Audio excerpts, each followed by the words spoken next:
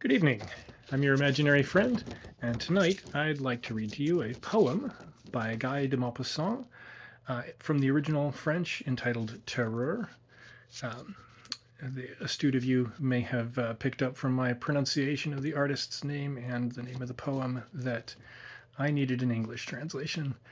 And I was having a devil of a time finding one until I had the very great good fortune to receive from Mr. S.T. Joshi a copy of the very fine English translation he has been using for his own work.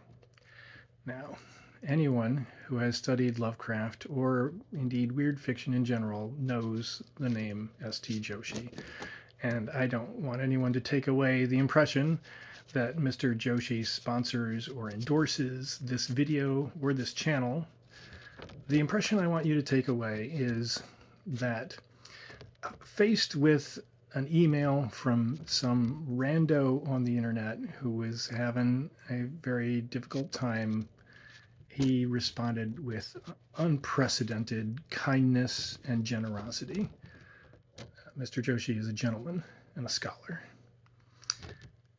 And now that poem you came for, Horror.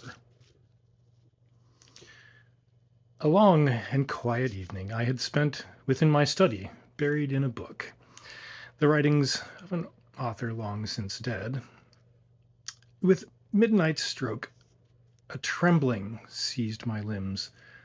The chill of fear broke o'er me, but from whence? No foe was nearer, or nearer any friend to soothe my fearful spirit.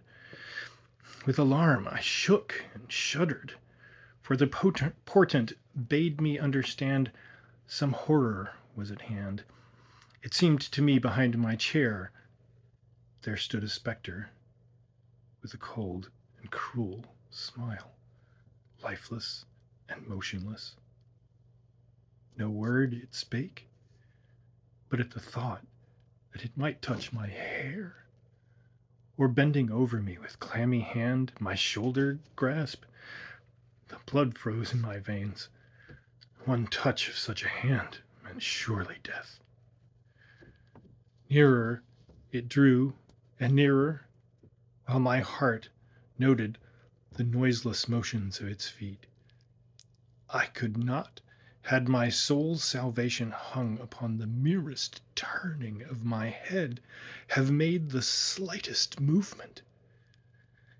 As wild birds, by tempests blown and buffeted about, seek helplessly some refuge, so my soul, baffled and hunted, sought to flee despair.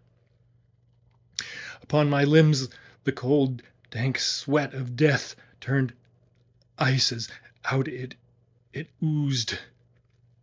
Still silence reigned, save for the hollow chattering of my teeth. Then suddenly a creaking sound I heard, as forms invisible were hurrying by.